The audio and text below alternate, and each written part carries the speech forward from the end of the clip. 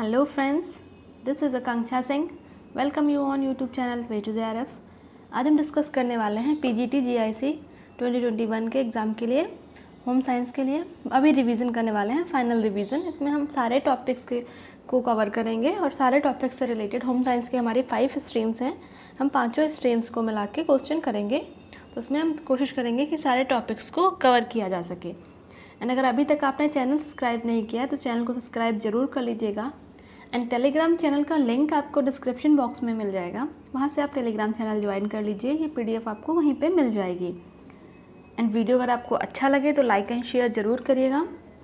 आप लोग जब वीडियो को लाइक एंड शेयर करते हैं तो थोड़ा सा मोटिवेशन मिलता है कि और आगे और अच्छा काम किया जा सके।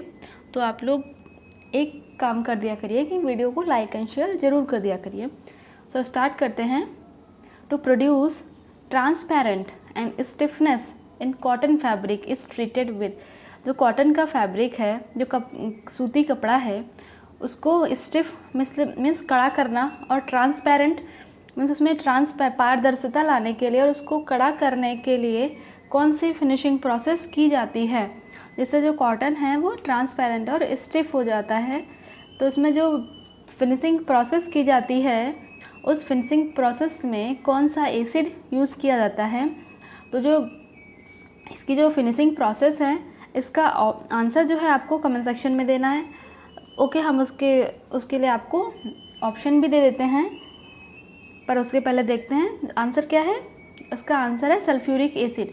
जो ये फिनिशिंग प्रोसेस है उसमें सल्फ्यूरिक एसिड को यूज़ किया जाता है। ओके, इसके लिए दो ऑप्शन हैं, एक तो है सल्फ्यूराइजेशन, दूसरा है पार्चमेंटाइजेशन। तो दोनों में से आपको बताना है कौन सी फिनिशिंग प्रोसेस यूज़ की जाती है जिससे जो कॉटन का कपड़ा है जिसको ट्रांसपेरेंट और स्टिफ बनाया जा सके। तो उसके लिए सल्फ्यूरिक एसिड यूज़ किया जाता है। और जो फिनिशिंग प्रोसेस के जो नाम हैं वो है सल्फ्यूराइजेशन एंड पार्चमेंटाइजेशन। इन दोनों में से कौन सी फिनिशिंग प्रोसेस जो यूज़ की जाती है उसका आंसर आपको कमेंट सेक्शन में देना है। एंड सेकेंड क्वेश्चन आता है कि एम्ब्रियोनिक स्टेज लास्ट, जो भ्रूण अवस्था होती है वो क्या होती है, उसका क्या टाइम पीरियड है। एक तो ये 3 स्टेजेस होती हैं, ओवम, एम्ब्रियो एंड फीटस। ठीक है, ये 3 स्टेज हैं, ओवम, एम्ब्रियो एंड फीटस। तो इसमें जो एम्ब्रियोनिक स्टेज है, तो एम्ब्रियोनिक स्टेज का टाइम पीरियड क्या है। तो 2 वीक से 8 वीक, 2 सप्ताह से 8 सप्ताह तक की जो स्टेज होती है उसको हम एम्ब्रियोनिक स्टेज कहते हैं। कंसेप्शन से 2 वीक की, इसको हम ओवम कहते हैं, ओवम कहते हैं। उसके बाद 8 वीक से टिल बर्थ तक की स्टेज को हम फीटस स्टेज कहते हैं। एंड नेक्स्ट क्वेश्चन आता है, मैक्सिमम एनर्जी कंज्यूमिंग जॉब कौन सा है। ऐसे कौन सा काम है जिसमें एनर्जी का जो कंजम्पशन है, एनर्जी की जो रिक्वायरमेंट है वो ज़्यादा होती है। अधिकतम ऊर्जा खपत वाला कार्य कौन सा है। Knitting, kneading dough, mopping floor and dusting. इससे रिलेटेड क्वेश्चन एक अभी TGT के एग्ज़ाम में भी आया था, और उसमें अगर इंग्लिश लैंग्वेज में जो क्वेश्चन था उसके अकॉर्डिंग आंसर सही था। अगर आप हिंदी में देख के उसको आंसर किए हैं तो हो सकता है आपका गलत हुआ हो। तो मैक्सिमम एनर्जी कंजम्पशन जॉब उसमें दिया था मोपिंग, तो यहाँ पे भी आंसर क्या है, मोपिंग फ्लोर। मोपिंग मीन्स पोछा लगाना, और हिंदी में दिया था झाड़ू लगाना शायद। तो अगर इंग्लिश की बात करेंगे तो इंग्लिश लैंग्वेज के अकॉर्डिंग ये क्वेश्चन सही था वहाँ पे। और यहाँ पे भी बात किया क्या गया है, maximum energy consuming job is, ऐसा कौन सा काम है जिसमें एनर्जी का कंजम्पशन जो है वो ज़्यादा होता है। तो मॉपिंग फ्लोर मीन्स पोछा लगाना, इसमें एनर्जी की रिक्वायरमेंट जो है वो ज़्यादा होती है। नेक्स्ट क्वेश्चन क्या आता है, biological value is use to measure the quality of. हम बायोलॉजिकल वैल्यू एक टर्म यूज़ करते हैं ना, बायोलॉजिकल वैल्यू। तो ये कौन सी क्वालिटी को मेज़र करने के लिए टर्म यूज़ किया जाता है। बायोलॉजिकल वैल्यू जो है ये टर्म कौन सी क्वालिटी है या क्या चीज़ को मेज़र करने के लिए बायोलॉजिकल वैल्यू वाला टर्म यूज़ किया जाता है। तो वो यूज़ किया जाता है प्रोटीन्स के लिए। जब हम प्रोटीन्स की वैल्यू को मेज़र करते हैं कि कौन सी प्रोटीन अच्छी है, कौन सी प्रोटीन ज़्यादा अच्छी नहीं है, तो उसके लिए हम यूज़ करते हैं फर्स्ट क्लास की प्रोटीन और सेकेंड क्लास की प्रोटीन। और फर्स्ट क्लास में कौन सी आती हैं, जितनी भी एनिमल ओरिजिन की प्रोटीन है वो फर्स्ट क्लास में आती हैं, और जितनी भी प्लांट ओरिजिन की प्रोटीन है वो सेकेंड क्लास में आती हैं। और जहाँ पे हम बायोलॉजिकल वैल्यू यूज़ करते हैं तो वो आ जाती है first class protein, animal protein. इसीलिए यहाँ पे जब भी प्रोटीन की वैल्यू मेज़र करनी होती है तो एग प्रोटीन को रेफरेंस में लेते हैं, क्योंकि एग में 12 से 14% प्रोटीन होती है और ये कंप्लीट प्रोटीन होती है और इसको एग को प्रोटीन का अच्छा सोर्स मानते हैं। तो ये बायोलॉजिकल वैल्यू का जो टर्म है तो ये प्रोटीन्स के लिए यूज किया जाता है। नेक्स्ट क्वेश्चन आता है, method of preserving foods by preventing the growth of micro organism through the application of high temperature. Means high temperature, अधिक ताप या उच्च ताप को यूज करके फूड को प्रिजर्व करना है जिससे उसमें माइक्रो ऑर्गेनिज्म की ग्रोथ ना हो। माइक्रो ऑर्गेनिज्म से फूड को बचाने की प्रोसेस को क्या कहते हैं? तो जब हाई टेम्परेचर, उच्च ताप का प्रयोग करके सूक्ष्म जीवों के विकास को रोककर खाद्य पदार्थों को संरक्षित करने की विधि क्या है? तो वो है स्टरलाइजेशन। स्टरलाइजेशन में हाई टेम्परेचर यूज़ होता है। इरेडिएशन मीन्स इसमें रेडिएशंस यूज़ करते हैं। आयोनाइज्ड एनर्जी होती है। ड्राइंग मीन्स सुखाना। स्मोकिंग मीन्स जो स्मोक में कुछ फूड्स हैं जिनको स्मोक में प्रिजर्व करते हैं तो ये होता है स्मोकिंग। बट यहाँ पे बात किया गया है हाई टेम्परेचर की, तो हाई टेम्परेचर में आ जाएगा स्टरलाइजेशन। नेक्स्ट क्वेश्चन आता है, which of the following food contains cholesterol. इनमें से कौन से फूड में कोलेस्ट्रॉल होता है? तो ऑप्शंस क्या है? Green leafy vegetable, rice, egg and groundnuts. तो एग में कोलेस्ट्रॉल का अमाउंट ज़्यादा होता है क्योंकि कोलेस्ट्रॉल कहाँ से आता है? एनिमल सोर्स से आता है। एंड फाइटोस्टेरॉल की हम बात करें तो वो प्लांट सोर्स से आता है। अगर यहाँ पे कोलेस्ट्रॉल की बात कर रहा है तो एनिमल सोर्स हो जाएगा और वो हो जाएगा egg. The main function of vitamin के। विटामिन के मेन फंक्शंस क्या हैं? विटामिन के का क्या काम है? ऑप्शन क्या है? इन क्लॉटिंग ब्लड, ब्लड को क्लॉट करना या ब्लड का खून का थक्का जमाना। And antioxidant, synthesis of collagen, maintenance of vision. अगर हम एंटीऑक्सीडेंट की बात करते हैं तो आप सबको पता है विटामिन ए, विटामिन सी और विटामिन ई ये एंटीऑक्सीडेंट्स हैं। सिंथेसिस ऑफ कोलेजन, इसके लिए विटामिन सी का यूज होता है और प्रोटीन का यूज होता है। उसके बाद मेंटेनेंस ऑफ विजन, इसके लिए विटामिन ए का यूज होता है। तो बचा क्या? क्लॉटिंग ऑफ ब्लड मीन्स खून को जमना या खून का थक्का बनाने में जो मदद करता है वो है विटामिन के का काम। नेक्स्ट क्वेश्चन आता है, germination of pulses is nutritionally importance because. Means दालों का अंकुरन, जो पल्सेस हैं उनको जर्मिनेट करते हैं तो ये क्यों इम्पॉर्टेंट है? जर्मिनेशन क्यों इम्पॉर्टेंट है? इससे कौन से न्यूट्रिशनल जो कंपोनेंट हैं या न्यूट्रिशनल जो प्रोफाइल है वो इफ़ेक्ट होती है या कौन से न्यूट्रिएंट जो है वो इम्प्रूव होते हैं? तो ऑप्शंस क्या है? Increase the digestibility, increases the vitamin C, increases the bioavailability of iron, all of the above.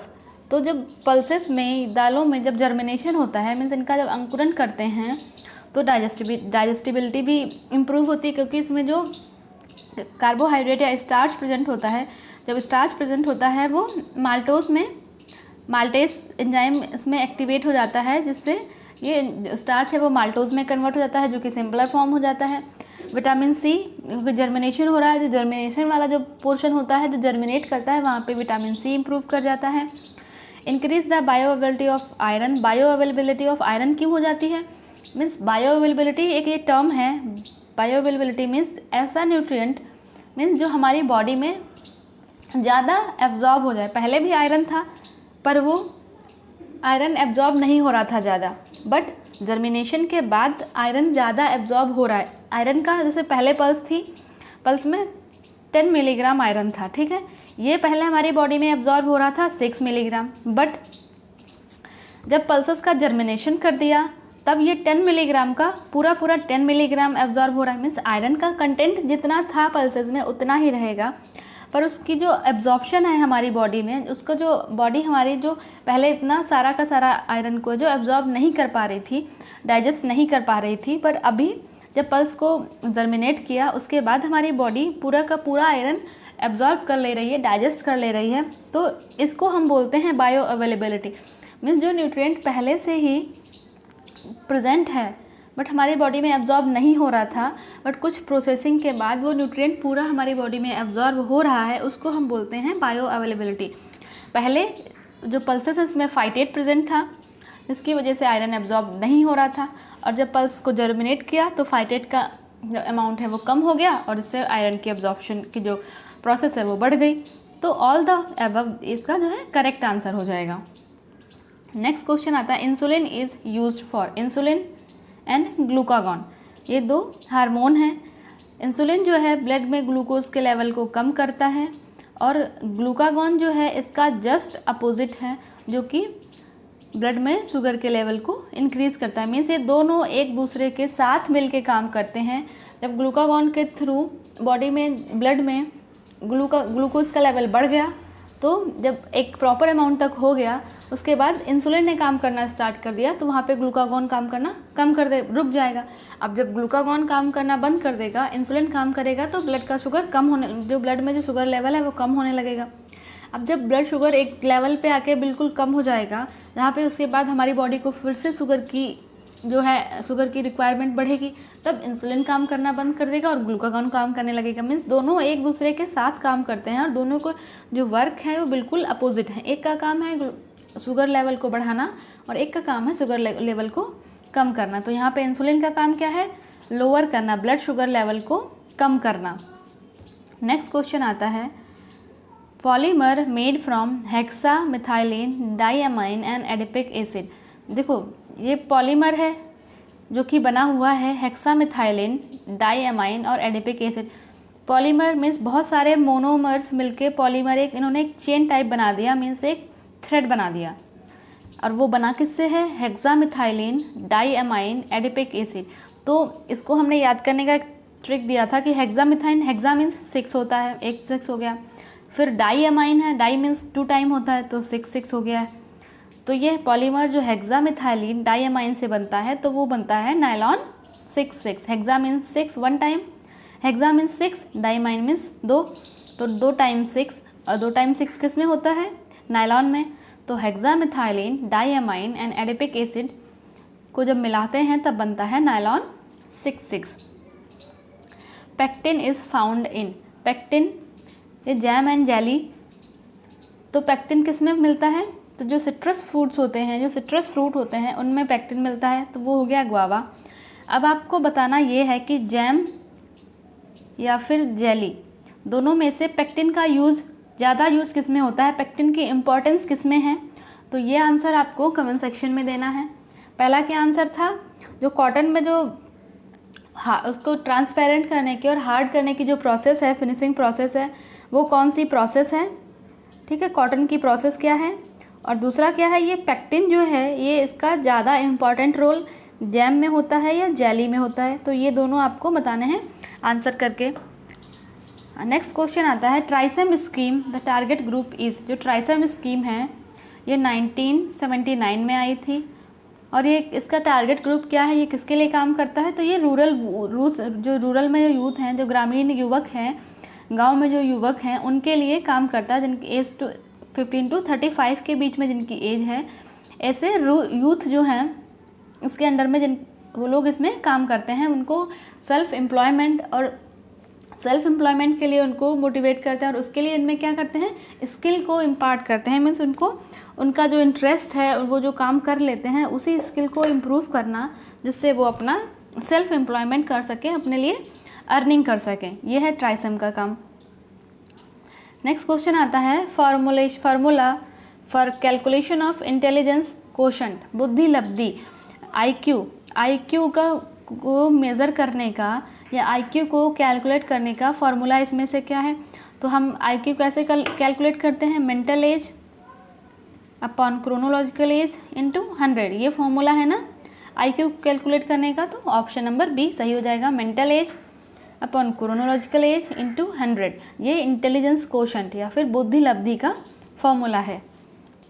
Next question आता है, fresh fruits and vegetable in diet are included. जो आहार में जो ताज़े फल और सब्जियां हैं वो क्यों शामिल की जाती हैं? Fresh fruits and vegetable in the diet are included, क्यों इंक्लूड करते हैं? ऑप्शंस क्या हैं? Body building foods, energy giving foods, protective foods, none of the above.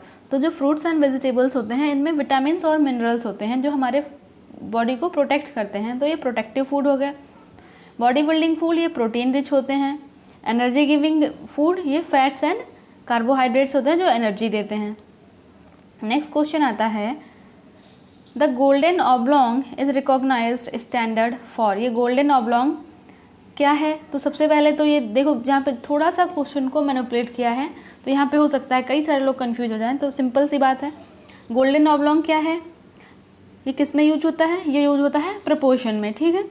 हम जब प्रोपोर्शन की बात करते हैं उसमें ये टर्म यूज होता है गोल्डन ऑब्लॉन्ग। और उसके बाद ये गोल्डन ऑब्लॉन्ग है क्या एंड ये प्रोपोर्शन क्या है? प्रोपोर्शन एक प्रिंसिपल का आर्ट है। तो यहाँ पे सिंपल सी बात है, गोल्डन ऑब्लॉन्ग जो है ये प्रोपोर्शन से रिलेटेड है और प्रोपोर्शन जो है वो एक आर्ट का प्रिंसिपल है। और प्रोपोर्शन में हम क्या करते हैं, स्पेस से रिलेटेड होता है। इसमें हम बोलते हैं ना 3:5 का रेशियो लेंगे, 3:8 का रेशियो, 5:8 का रेशियो लेंगे। ये क्या है? प्रोपोर्शन से रिलेटेड है। तो जो गोल्डन ऑब्लॉन्ग है वो स्पेस रिलेशनशिप या प्रोपोर्शन के बारे में बताता है। नेक्स्ट क्वेश्चन आता है, butyric acid is found in. Butyric acid किस में मिलता है, किस में पाया जाता है? तो एग है, मस्टर्ड है, बटर है, फ्रूट है। तो जो ब्यूटरिक एसिड है ये बटर में पाया जाता है। इसका जो करेक्ट आंसर हो जाएगा वो है butter. For bringing attitudinal change in adult the most suitable method is. Adults में उनके एटीट्यूड को चेंज करना या उनका जो बिहेवियर है उसको चेंज करने के लिए सबसे सुटेबल और सबसे अच्छा तरीका क्या है, जो सबसे ज़्यादा इफ़ेक्ट करे वो तरीका क्या है? ऑप्शन क्या है? Group meetings, home visit, role play या मेथड डेमोन्स्ट्रेशन। जब हमें कोई चीज़, किसी चीज़ की प्रोसेस बतानी होती है और हमको रिज़ल्ट का कंपैरिजन करना होता है, वहाँ पे हम मेथड डेमोन्स्ट्रेशन यूज़ करते हैं। होम विजिट हमें जहाँ पर्सनल विजिट करनी होती है, पर्सनल पीपल से मिलना होता है, वहाँ पे हम होम विजिट करते हैं। जहाँ पे कुछ इशू को डिस्कस करना होता है, कोई प्रॉब्लम के सलूशन के बारे में डिस्कस करना होता है, वहाँ पे ग्रुप मीटिंग्स यूज़ करते हैं। अब आया रोल प्ले। सिंपल सा बात है, जब कोई हम मूवी देखते हैं तो वहाँ में अगर कोई कैरेक्टर अच्छा लगता है तो वो सबसे ज़्यादा इन्फ्लुएंस करता है। वही कैरेक्टर हम कोई आपको स्टोरी के थ्रू बताए या सिंपल ऐसे ही बताए कि हाँ ये कैरेक्टर अच्छा था, इसका ये काम था, तो वो इतना इन्फ्लुएंस नहीं करता है जितना कि उसको हम डायरेक्ट देख के इन्फ्लुएंस करते हैं। लाइक मूवीज़ में कोई कैरेक्टर है वो अच्छा लगा तो वो कितनी जल्दी लोगों को इन्फ्लुएंस करता है। कोई एडवर्टाइज आ रहा है, एडवर्टीजमेंट में रोल प्ले ही तो है, कितना मतलब लोगों को कितनी जल्दी इन्फ्लुएंस करता है।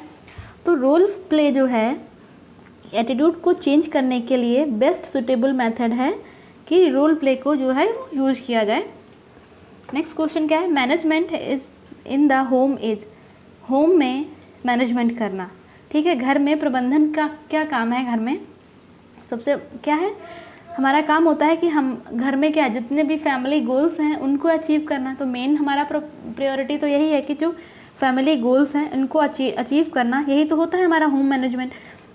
बाकी अगर यहाँ पे देखो फैमिली रिसोर्सेज भी दिया है, फैमिली गोल्स भी दिया है, तो हम पहले गोल्स को सेलेक्ट करेंगे क्योंकि हमारे पास पहले हम गोल्स डिफाइन करते हैं अपने, पहले हम गोल को सेट करते हैं, उसके बाद हम फिर देखते हैं क्या क्या रिसोर्सेज है, उसको कैसे अचीव करना है।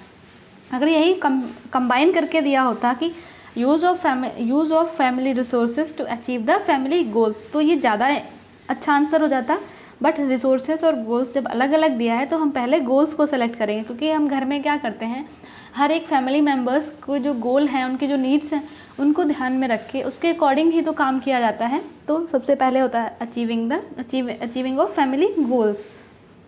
नेक्स्ट क्वेश्चन क्या आता है, आफ्टर बर्निंग वूल लीव्स। जब ऊन को जलाते हैं तो उनको जलने के बाद क्या बचता है, तो उसको क्या होता है, तो उसको देखते हैं ऑप्शन। जब ऊन को जलाते हैं तो ब्लैक ऐश, काली गोल गोल राख, या ग्रे भूरी राख, black beads, none of the above. तो जब ऊन को जलाते हैं तो काली राख बचती है। नेक्स्ट क्वेश्चन आता है, non conventional energy source for cooking is. Cooking के लिए जो नॉन कन्वेंशनल एनर्जी सोर्स है तो वो क्या है? नॉन कन्वेंशनल मीन्स जो नेचुरल सोर्स है। तो नेचुरल सोर्स क्या है? तो कुकिंग के लिए जो नेचुरल सोर्स है या नॉन कन्वेंशनल जो सोर्स है वो है सोलर एनर्जी। बाकी सारे जितने भी हैं वो सब कन्वेंशनल सोर्स हैं। तो नॉन कन्वेंशनल सोर्स की अगर हम बात कर रहे हैं तो सोलर एनर्जी जो है वो नॉन कन्वेंशनल एनर्जी सोर्स है। नेक्स्ट क्वेश्चन आता है, प्रिंसिपल ऑफ आर्ट इज़। इनमें से आर्ट का प्रिंसिपल कौन सा है? लाइन, लाइट, बैलेंस या ऑल ऑफ दिस। तो जो बैलेंस है ये आर्ट का प्रिंसिपल है। लाइन और लाइट की हम बात करें तो ये एलिमेंट्स हो जाएंगे। तो बैलेंस है, रिदम है, प्रपोर्शन है, हार्मनी है, यूनिटी, इम्फेसिस है, ये सब क्या है? प्रिंसिपल ऑफ आर्ट है। जैवेल वाटर। जैवेल वाटर क्या है? तो जैवेल वाटर जो है ये एक ब्लीचिंग एजेंट है। स्टेन रिमूवल के लिए हम इसको यूज़ करते हैं एज अ ब्लीचिंग एजेंट। ठीक है, तो जैवल वाटर जो है वो ब्लीचिंग एजेंट है। नेक्स्ट क्वेश्चन आता है the minimum legal age for marriage of boy is. Boy की मैरिज के लिए मिनिमम लीगल एज क्या है?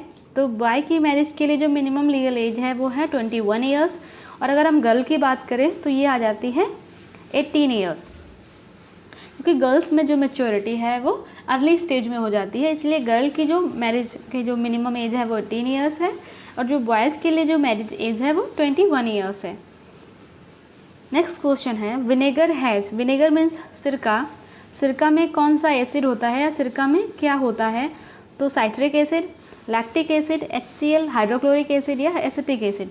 तो विनेगर में एसिटिक एसिड होता है। साइट्रिक एसिड को हम विटामिन C बोलते हैं। तो मोस्टली अगर कन्फ्यूज़न होता है तो साइट्रिक एसिड और एसिटिक एसिड में होता है। तो साइट्रिक एसिड जो है उसको हम विटामिन C बोलते हैं। एसिटिक एसिड जो है ये विनेगर में आता है। नेक्स्ट क्वेश्चन आता है low sodium diet is recommended for. जो लो सोडियम डाइट है वो किसके लिए रिकमेंड की जाती है? ऐसे कौन से पेशेंट्स हैं जिनके लिए लो सोडियम डाइट जो है वो रिकमेंड की जाती है? तो जो हाइपरटेंशन वाले पेशेंट होते हैं या हाई ब्लड प्रेशर वाले पेशेंट्स होते हैं उनको लो सोडियम डाइट जो है वो रिकमेंड की जाती है। डायबिटिक पेशेंट को लो कार्बोहाइड्रेट मीन्स लो में भी कॉम्प्लेक्स कार्बोहाइड्रेट वाली डाइट दी जाती है। कॉन्स्टिपेशन पेशेंट के लिए हाई फाइबर डाइट होती है। जॉइंटिस पेशेंट के लिए लो प्रोटीन, और लो में भी अच्छी क्वालिटी की प्रोटीन होती है, वो क्लास 1 प्रोटीन इसमें यूज की जाती है। नेक्स्ट क्वेश्चन आता है which of the following is not developmental task of adolescence. अगर हम बात करें हैं एडोलसेंस की, किशोरावस्था में कौन सा डेवलपमेंटल टास्क नहीं है? Choosing a career, object permanence, developing self identity या एक्सेप्टिंग फिजिकल चेंजेस। तो हम किशोरावस्था में क्या है, कैरियर को भी हम सब मतलब कैरियर के लिए भी परेशान होते हैं, उसको भी कैरियर क्या करना है ये सब भी ठीक है, कैरियर को भी चूज़ करते हैं। ऑब्जेक्ट परमानेंसी, तो जो ऑब्जेक्ट परमानेंसी है ये इन्फेंसी में होती है। हमने उसमें पढ़ा है ना, जो पियाजे की जो कॉग्निटिव डेवलपमेंट थ्योरी है उसमें हमने पढ़ा है कि जो सेंसरी मोटर स्कीम है, जो सेंसरी मोटर स्टेज है ऑब्जेक्ट परमानेंसी को, उसमें हमने पढ़ा है जो 0 to 2 ईयर की स्टेज है उसको हम सेंसरी मोटर स्टेज बोलते हैं, उसको इन्फेंसी एज भी बोलते हैं 0 से 2 ईयर की एज को। तो ऑब्जेक्ट परमानेंसी जो है वो इन्फेंसी में होती है। डेवलपिंग सेल्फ आइडेंटिटी, ये भी एडोलसेंस का एक डेवलपमेंटल टास्क है। Accepting physical changes, adolescence age में फिजिकल चेंजेस भी होते हैं। ये तो सारे डेवलपमेंटल टास्क हैं, बट जो ऑब्जेक्ट परमानेंसी है ये एडोलसेंस का डेवलपमेंटल टास्क नहीं है। नेक्स्ट क्वेश्चन आता है इफ़ डिस्प्ले विजुअल्स आर। इनमें से प्रदर्शन दृश्य क्या है? मीन्स ऐसे कौन से डिस्प्ले हैं जो विजुअल हैं? Poster and chart, chalk and flannel board, picture and film, graph and maps. इसमें ये हम प्रदर्शन दृश्य की बात करें तो वो आते हैं poster and charts. Next question आता है the red colour of tomato is due to. Tomato का रेड कलर क्यों होता है? तो सिंपल सा आंसर है क्वेश्चन है ये, इसमें लाइकोपीन होता है। बट जब कभी कभी आंसर में ये लाइकोपीन नहीं दिया होता है तब क्या करेंगे? तब हम जाएंगे एंथोसाइनिन के लिए, क्योंकि कैरोटीन भी है। तो यहाँ पे कैरोटीन कैरेट्स में पाया जाता है, तो कैरेट्स ये कैरोटीन टोमेटो में नहीं जाएगा। तो रेड कलर जो है टोमेटो में लाइकोपीन की वजह से होता है। बट अगर ऑप्शन में लाइकोपीन नहीं मिलता है तब हम जाएंगे एंथोसाइनिन के लिए। लाइकोपीन है तो इसका करेक्ट आंसर जो है वो लाइकोपीन है। नेक्स्ट क्वेश्चन है glycogen is stored in. Glycogen कहाँ स्टोर होता है, बॉडी में कहाँ संग्रहित होता है? ऑप्शन है adipose tissue, liver, muscles and kidney. तो करेक्ट आंसर है लिवर। कुछ अमाउंट ऑफ जो ग्लाइकोजन है वो मसल्स में भी स्टोर होता है, पर जो मसल का जो ग्लाइकोजन है वो सिर्फ मसल्स ही यूज़ करती हैं। जहाँ पे जिस पोर्शन में यूज हुआ है सिर्फ वही मसल्स इसको यूज़ करती हैं। बट जो लीवर में जो ग्लाइकोजन स्टोर होता है वो ग्लाइकोजन पूरी बॉडी यूज़ करती है। एडिपोज टिश्यू जब स्टार्च जो है ज़्यादा अमाउंट में हो जाता है तो ये फैट के रूप में कन्वर्ट होने लगता है, तब ये जाके एडिपोज टिश्यूज़ में स्टोर होने लगता है। एडिपोज टिश्यू में फैट स्टोर होता है, लीवर में ग्लाइकोजन स्टोर होता है। नेक्स्ट क्वेश्चन है इवैल्यूएशन इज़ नीडेड। इवैल्यूएशन मूल्यांकन की ज़रूरत क्यों होती है? तो मूल्यांकन कब करते हैं? जब कोई प्रोग्राम चल रहा हो तब हम इवैल्यूएशन करते हैं, तब देखते हैं कि प्रोग्राम ठीक से चल रहा है कि नहीं चल रहा है। इसमें जो भी हमारे ऑब्जेक्टिव्स थे, जो हमारे एम्स थे, वो फुलफ़िल हो रहे हैं या नहीं हो रहे हैं, उसके लिए हम करते हैं इवैल्यूएशन। तो इवैल्यूएशन कब किया जाता है? जो भी प्रोग्राम है उसकी हर एक स्टेप पे हम इवैल्यूएशन करते हैं। ईच एंड एवरी स्टेप पे इवैल्यूएशन किया जाता है कि एक स्टेप ख़त्म हुई तो उसको इवैल्यूएट करेंगे कि नेक्स्ट स्टेप के लिए क्या चीज़ इंपॉर्टेंट है, उसको कैसे किया जाए। तो इवैल्यूएशन जो है वो हर एक स्टेज पे किया जाता है। तो इवैल्यूएशन की ज़रूरत प्रोग्राम के हर एक स्टेज पे पड़ती है। जो कॉटन की जो फिनिशिंग प्रोसेस है, जो कॉटन को स्टिफ और ट्रांसपेरेंट बनाती है, तो वो कौन सी फिनिशिंग प्रोसेस है। एंड उसके बाद पेक्टिन है, वो उसका ज़्यादा यूज जैम में होता है या जेली में होता है। तो पेक्टिन की इम्पोर्टेंस जैम या जेली किस में ज़्यादा है, ये आपको बताना है। और कॉटन की जो फिनिशिंग प्रोसेस जो कॉटन को स्टिफ बनाती है, ट्रांसपेरेंट बनाती है, तो कौन सी फिनिशिंग प्रोसेस है। नेक्स्ट क्वेश्चन आता है, synthetic detergents are better for cleaning the soap because they. जो सिंथेटिक डिटर्जेंट होते हैं वो साबुन की तुलना में सफाई के लिए बेहतर होते हैं, क्योंकि वे सिंथेटिक डिटर्जेंट जो है वो क्यों यूज़ किए जाते हैं। ऑप्शन क्या है, do not precipitate in hard water, clean well in warm water, need soft water, clean well in cold water. तो जो डिटर्जेंट हैं, ये सिंथेटिक डिटर्जेंट हैं, ये कठोर जल में अवक्षेपित नहीं करते हैं। मीन्स ये अगर हम जो डिटर्जेंट हैं, अगर हार्ड वाटर है, हार्ड वाटर में अगर हम सोप यूज़ करते हैं तो उससे वहाँ से झाग नहीं आता है, फोम नहीं निकलता है और कपड़े साफ़ नहीं होते हैं। और यही अगर हार्ड वाटर में डिटर्जेंट यूज़ करते हैं तो ये डिटर्जेंट पानी में आराम से घुल जाता है और पानी में अच्छे से झाग भी देता है। इसीलिए अगर हार्ड वाटर है तो वहाँ पे सिंथेटिक डिटर्जेंट यूज़ किए जाते हैं, वो पर्सिपिटेट नहीं करते हैं। मीन्स वो ये नहीं कि पानी में डिटर्जेंट मिलाया, वो पानी में गोले गोले बना के या पानी में हार्ड होके किनारे हो गया, तो ऐसा नहीं है। पूरे पानी में इवनली डिस्ट्रीब्यूट हो जाता है, पूरे पानी में घुल जाता है।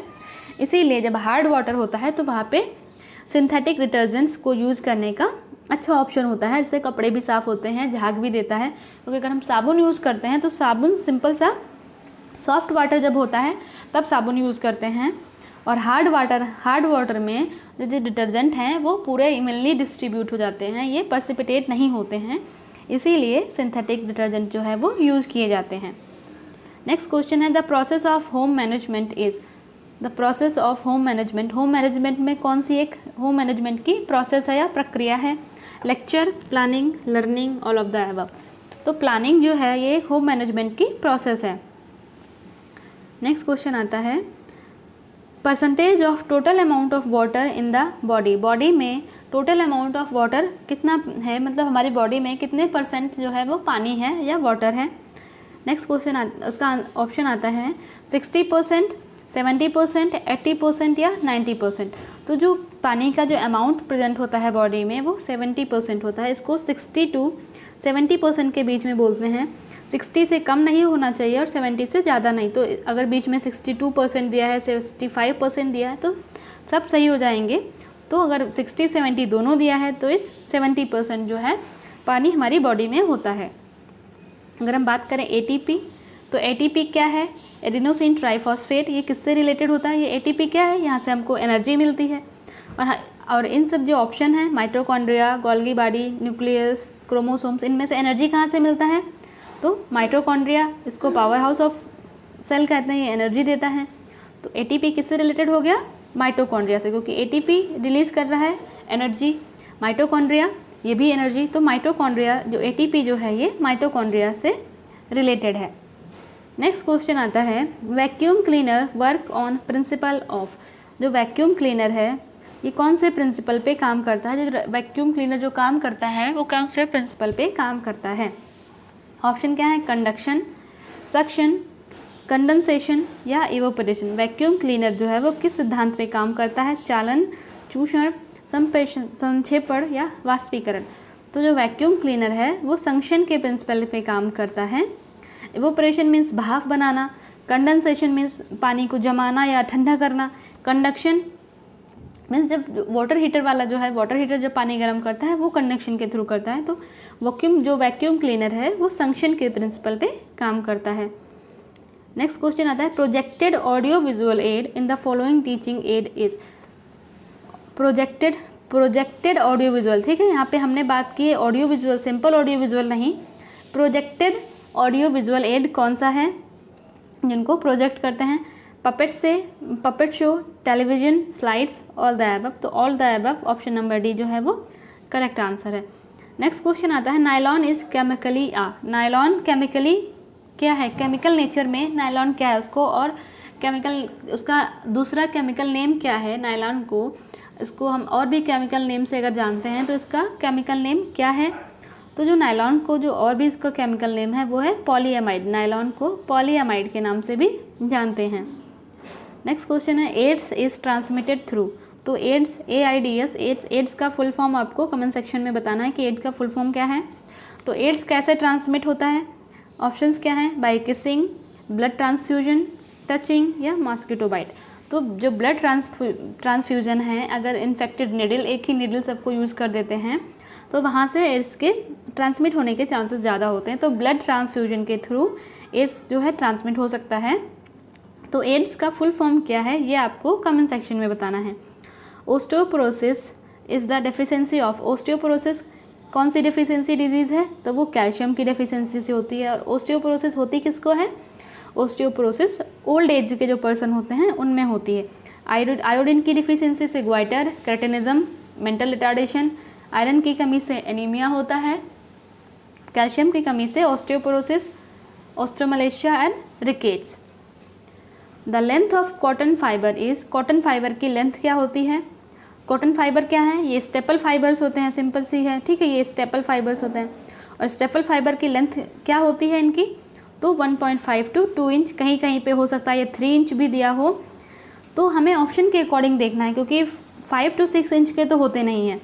तो हमें जो ऑप्शन दिया है यहाँ पे कई बार ऑप्शन जो है वो वेरिएट करते हैं, तो यहाँ पे हमको ऑप्शन को देख के कि कौन सा बेटर ऑप्शन होगा वो चूज़ करना है। तो जो अगर हम यहाँ पे बात कर रहे हैं लेंथ ऑफ कॉटन फाइबर, तो कॉटन फाइबर की लेंथ क्या होगी 1.5 to 2 इंच, मीन्स 1.5 से 2 इंच तक इसकी लेंथ हो सकती है। एंड अब आपके पास क्वेश्चंस क्या क्या हैं, आपको तो पहले तो जो कॉटन के लिए जो फिनिशिंग प्रोसेस यूज़ की जाती है जिससे कॉटन जो है स्टिफ बनता है और ट्रांसपेरेंट बनता है, तो वो फिनिशिंग प्रोसेस कौन सी है उसका नाम आपको बताना है। उसके बाद आता है जैम या फिर जेली, जैम या जेली दोनों में से पेक्टिन किस में ज़्यादा इम्पॉर्टेंट रोल प्ले करता है या पेक्टिन का इम्पॉर्टेंट रोल किस में ज़्यादा है, तो ये आंसर आपको करना है। उसके बाद आया एड्स, तो एड्स का फुल फॉर्म क्या है ये आपको कमेंट सेक्शन में सारे आंसर्स आपको कमेंट सेक्शन में देने हैं। और साथ में आप बताइएगा कि आपके कितने क्वेश्चन सही हुए हैं एंड आपको ये वीडियो कैसा लगा ये भी ज़रूर बताइएगा। एंड आप लोग को एक काम करना है, वीडियो को ज़्यादा से ज़्यादा लाइक एंड शेयर करना है। अगर अभी तक आपने चैनल सब्सक्राइब नहीं किया है तो चैनल को भी सब्सक्राइब ज़रूर कर लीजिएगा। मिलते हैं नेक्स्ट वीडियो में, तब तक के लिए wish you all the very best, good luck, bye bye.